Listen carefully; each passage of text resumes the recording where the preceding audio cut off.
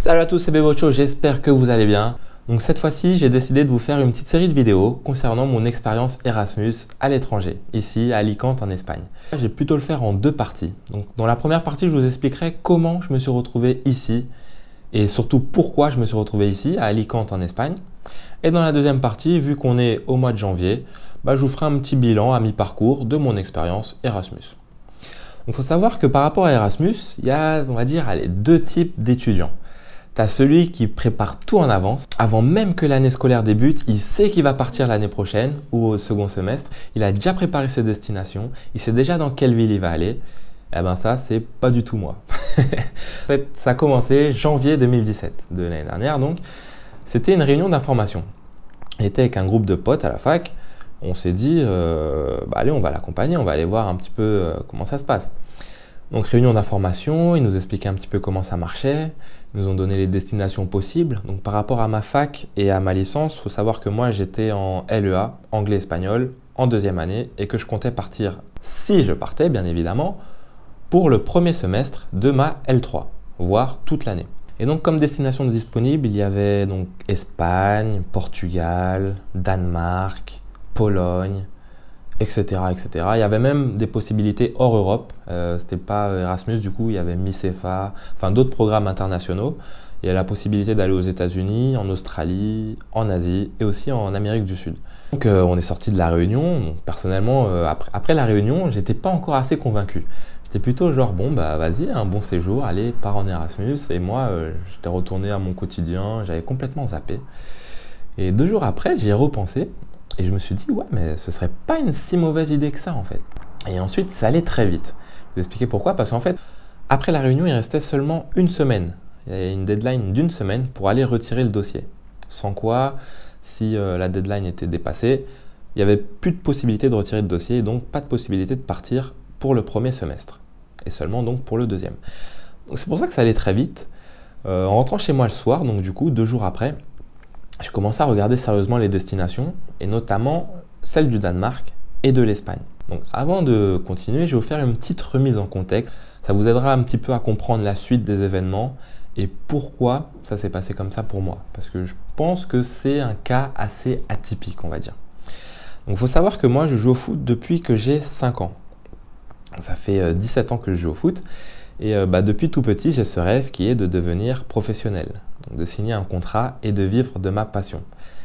Après, j'ai fait quelques erreurs dans mon parcours, des erreurs qui ont, disons, ralenti mon évolution. Je reste quand même persuadé que j'ai le niveau pour devenir footballeur professionnel. Le problème, c'était que dans le club où je jouais, donc dans la région parisienne, l'année dernière, on avait une bonne équipe, on avait fait une grosse saison, on avait fini champion.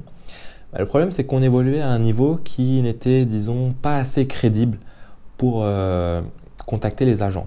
C'est-à-dire que quand j'allais contacter un agent pour collaborer avec lui, il ne me prenait pas au sérieux. Donc si une chose était claire dans ma tête, avant même que tout ce processus démarre, c'était que pour la saison prochaine, 2017-2018, il fallait que j'évolue à un niveau plus haut au foot. Avant de commencer à remplir le dossier, j'ai regardé donc par rapport aux destinations, notamment celles du Danemark et de l'Espagne, les villes qui étaient disponibles.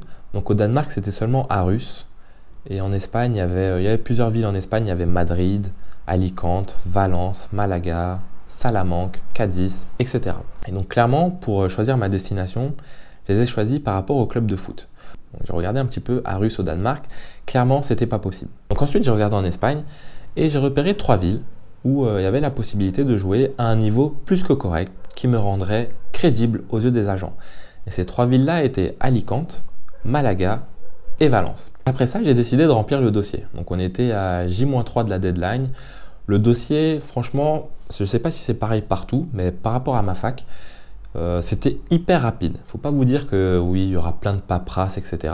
Non, c'était juste un dossier où on remplissait une première fiche avec prénom, nom, date de naissance, une photo, etc. Les trucs habituels. Il y avait quand même un peu de paperasse, il fallait donner les bulletins, des copies de carte d'identité, etc. Mais rien de bien, voilà, c'était rapide. Ensuite, il fallait faire une lettre de motivation pour expliquer pourquoi on avait envie de partir en Erasmus. Mais une lettre de motivation, pourquoi?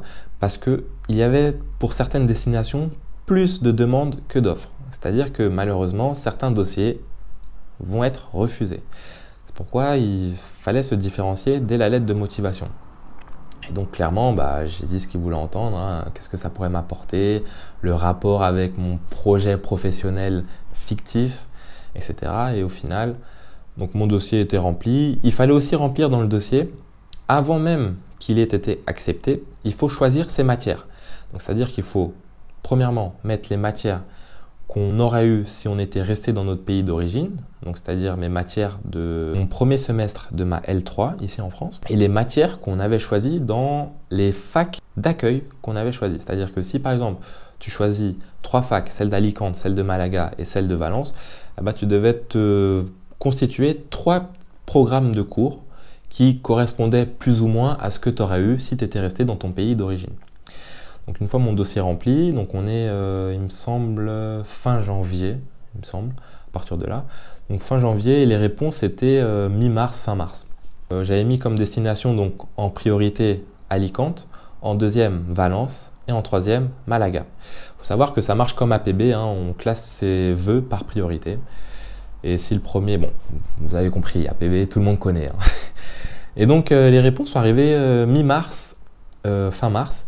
Et j'étais pas serein parce que par rapport à ma destination prioritaire, celle d'Alicante, on était 5 à avoir demandé cette destination-là et seulement 2 places étaient disponibles. Et puis aussi, je m'étais dit, avant même d'avoir quelques réponses, que ce soit favorable ou défavorable, je m'étais dit que tout dépendrait du foot. Si j'avais une proposition concrète, un truc qui pouvait déboucher sur quelque chose en Espagne, j'irais. Et sinon, même si le dossier était accepté, je n'irai pas. Et donc on arrive fin mars, donc mon dossier a été accepté. Je commence à effectuer les démarches administratives avec la fac d'origine, donc celle en France, et la fac d'accueil, aussi en Espagne. Ce qui était bien, je ne sais pas si c'est pareil avec toutes les facs, c'est que celle d'Alicante, tout se fait par internet. Disons que là, on est au mois de janvier, donc là on est au mois de janvier, hein, fin du premier semestre. Le bureau administratif, donc des relations internationales, ici dans ma fac espagnole, j'ai dû y aller seulement une fois. Donc c'est pour vous dire, il n'y a pas trop de paperasse. Seulement une fois, c'était pour faire signer ma lettre d'arrivée. Quand vous arriverez dans votre fac, juste avant la reprise des cours, vous devez faire signer une lettre d'arrivée. Elle peut être indispensable. Si par exemple vous percevez des bourses Erasmus ou des bourses régionales, ils vous demanderont souvent des preuves comme quoi vous êtes bien arrivé en Espagne avant le début des cours, qu'il y aura aussi une lettre à signer en fin de séjour pour leur prouver que vous êtes bien resté en Espagne pendant 6 mois. Bon, c'est vrai que vous me direz, oui, vous pouvez arriver, faire signer la lettre, rentrer chez vous pendant 6 mois, retourner juste avant et faire signer la lettre de sortie. Il y en a qui l'ont fait et c'est passé. Mais bon, c'est la règle, il faut le faire. Et donc, on arrive fin juin. J'avais commencé à contacter des clubs fin mai que j'avais commencé. Et on arrive mi-juin, fin juin, pas de réponse. Donc, vous savez comment c'est, hein, quand vous postulez pour un job et au bout de 2-3 semaines, vous n'avez pas de réponse, vous vous dites quoi? C'est mort, il va falloir trouver autre chose. Je me souviendrai toujours de ce jour-là. Je rentrais du travail, je vous mettrai là le petit message, je crois que j'ai encore la trace du message. J'avais reçu une réponse. Club d'Alicante qui donc me répond et me propose de venir faire la pré-saison à partir de début août avec eux. Dès que j'ai vu ce message-là, comme j'ai dit avant, vous savez, je ne prends pas trop de décisions hâtives, j'ai pris le temps de réfléchir un petit peu quand même. J'ai décidé donc à ce moment-là que j'allais partir en Espagne. Donc le dossier était clos, administrativement il n'y avait plus rien à faire jusqu'à la rentrée, le logement était déjà réservé. Et donc, je l'ai fait en voiture. 16 ou 17 heures, il me semble, Paris-Alicante. Je l'ai fait en 2 fois, un petit stop à Toulouse. Et donc, je suis arrivé. Donc, pour l'instant, j'étais là que pour le premier semestre. Pareil, avant de partir, je m'étais dit que tant que j'ai pas la certitude qu'il comptait sur moi pour la saison à venir et qu'il comptait me signer pour la saison 2017-2018, oui, je vais faire qu'un semestre. Et c'était même pas encore sûr que je fasse la rentrée. Parce que si clairement, j'arrivais une semaine, ils me disent non, écoutez monsieur, vous n'avez pas le niveau, vous ne pourrez pas évoluer avec nous cette année, clairement, moi je rentrais en France. Et non, ça s'est pas passé comme ça. Donc fin août, disons que j'ai fait une bonne pré-saison. Et donc ils m'ont proposé de faire la saison avec eux. Au moment de remplir le dossier, vous pouvez choisir si vous voulez faire un semestre, le premier, le second ou les deux. On m'avait expliqué qu'il y avait possibilité de faire le premier et ensuite de prolonger. Donc, bien évidemment, c'est ce que j'avais prévu de faire. Et donc, si le club me disait oui, c'est bon, je prolonge. Donc, une semaine à peine après la reprise des cours, j'ai décidé de prolonger. Pour le second semestre, ça a été accepté très vite par les deux facs. Quelques petites formalités administratives, juste une lettre d'arrivée à signer au début du second semestre et un nouveau Learning Agreement. Vous savez, c'est la page avec toutes les matières qu'il faut choisir pour le second semestre. Rien de plus logique. Et donc là, on est en janvier, je profite encore de la vie espagnole. Je me suis bien imposé dans l'équipe de foot. Disons que j'ai contacté quelques agents, ils me prennent au sérieux maintenant. Donc pour la suite de mon aventure et le bilan à mi-parcours, il faudra attendre demain pour la vidéo. Mettez-moi en commentaire si vous comptez partir en Erasmus ou si vous êtes déjà parti en Erasmus, mettez-moi vos destinations.